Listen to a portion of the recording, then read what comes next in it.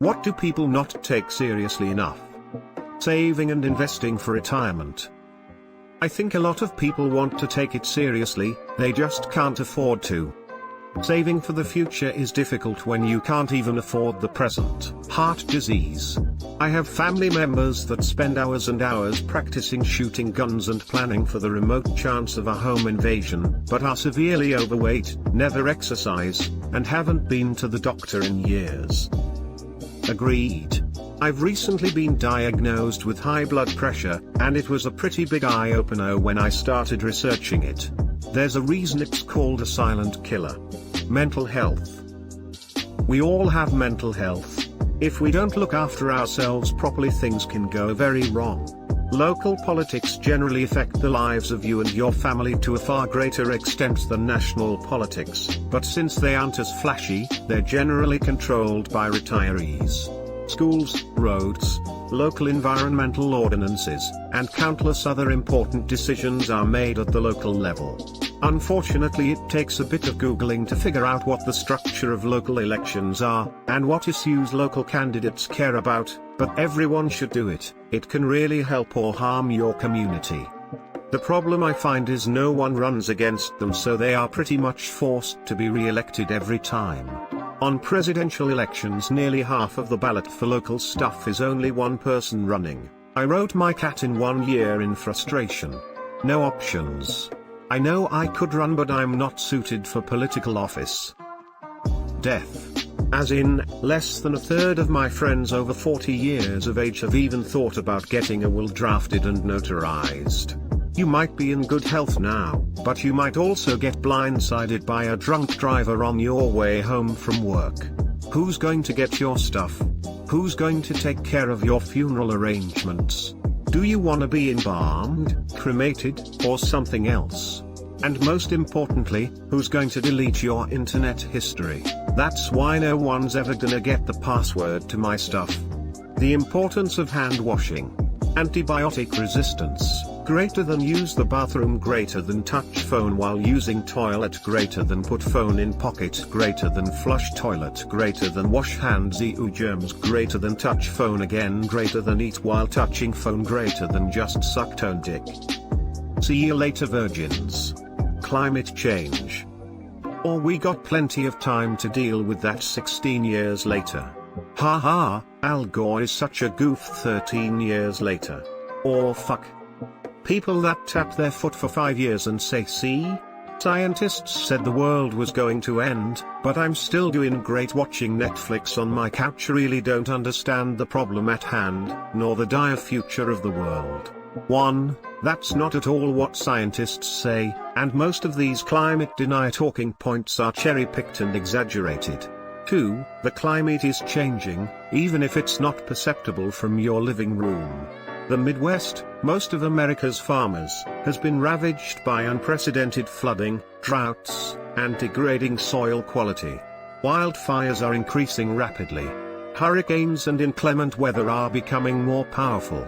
Species like pine beetles are destroying millions of acres of forests because temperatures are warming, etc., etc. The US government's fourth National Climate Assessment https://2018.globalchange.gov/ made during the Trump admin, no less, lists the many, many ways that climate change is already affecting America.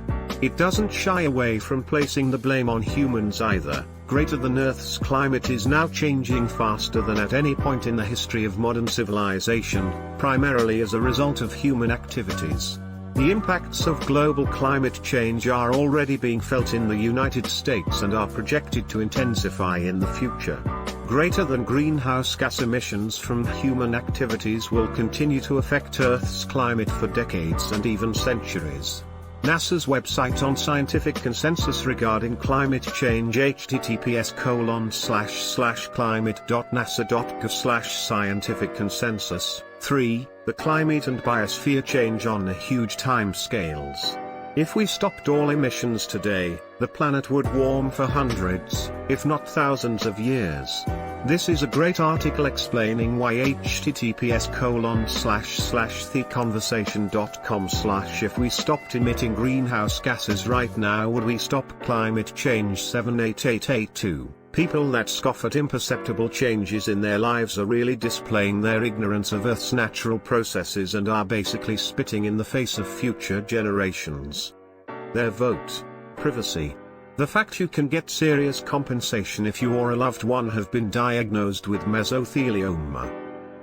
Doug told me. Animals going extinct. Particularly our vulnerable and endangered animals endemic to Australia. Recent studies http://www.bbc.com/news/science environment 37775622, estimate 58% of all wildlife has died since 1970.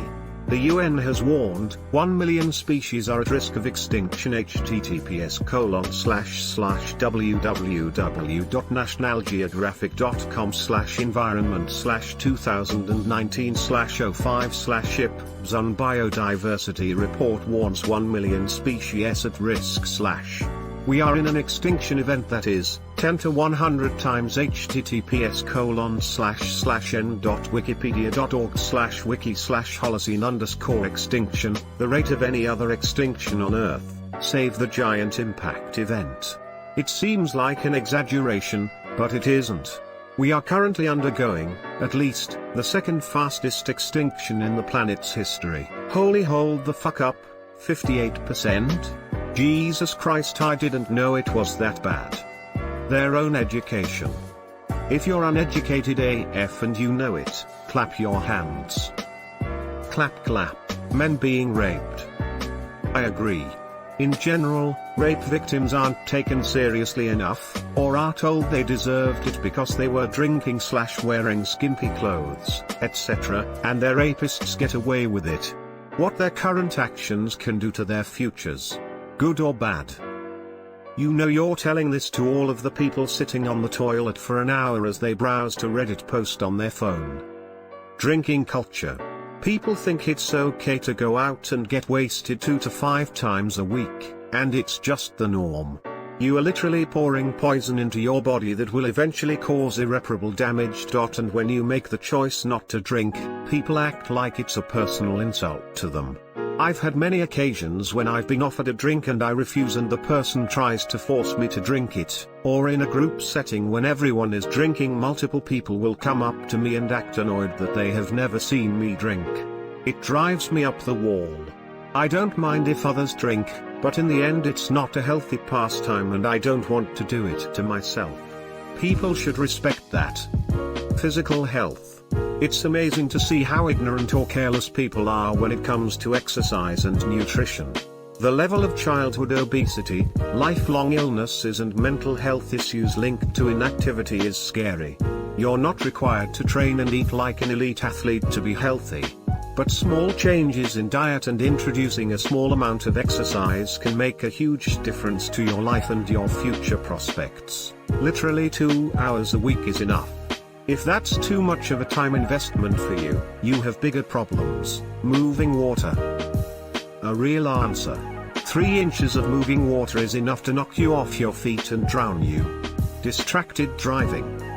Driving in general actually, yeah, this is number 1 in my book. There is literally nothing else you do every day that can easily kill yourself, your family or others with only a microsecond error. It seems every time I get on the road, there's at least several people that basically almost murder me, just because they're impatient or inattentive, being overworked. It's just the job. No, you shouldn't be expected to work 10+ hours day in day out. The current meta for working is horrifically unhealthy, quite literally work to death. People say to work hard now till you retire, at which point your physical and mental health has probably deteriorated to which you cannot enjoy your wealth. I'm on the job hunt right now. I saw an ad for work at a fish processing plant in Alaska. I have no plans to move to Alaska, but I decided to read the ad for fun. It literally said be prepared to work 18 hours a day, 7 days a week. No amount of money is worth that kind of misery and the inevitable toll on your physical and mental health. That's basically what my dad did as the owner-operator of a small farm. It was totally normal for him to work 12 to 18 hours. An 8-hour day would be short for him. And of course, farmers can't take a day off. The animals still need to be fed. The guy literally worked himself to death, and all anyone did is tell me I should be so grateful that my father was such a good provider. He was. But it was at the cost of his ability to spend meaningful time with me, his mental health, his physical health, and eventually his life. It doesn't seem worth it. He didn't even make enough money that I really have anything to show for it. One of the most important things to me in life is that I don't end doing the same thing to myself. Fiscal responsibility. Speaking from experience, nobody really warns you how easy it is to fall thousands in debt just in 1 year's time. You should save before you move out, and no matter what your housemate or SO say, you should never spend more money than you have just because you're confident you can pay it back. Because if you wind up not being able to, the snowball accumulates very quick. All it took for myself was 1 month of letting the fiancée spend a little extra, and then she failed to pay it back on next rent, then internet didn't get paid, tried to keep the apartment so we fell behind on the car payment, had to pay on that so we didn't lose the car, and then couldn't pay rent again. Could have been avoided had I either had a backup emergency fund or had I simply said no to my SO when she wanted to overspend. Parking lot etiquette. We live in a society, people, the warning signs of someone who is suicidal. What are the warning signs? I'd like to know so I can be on the lookout.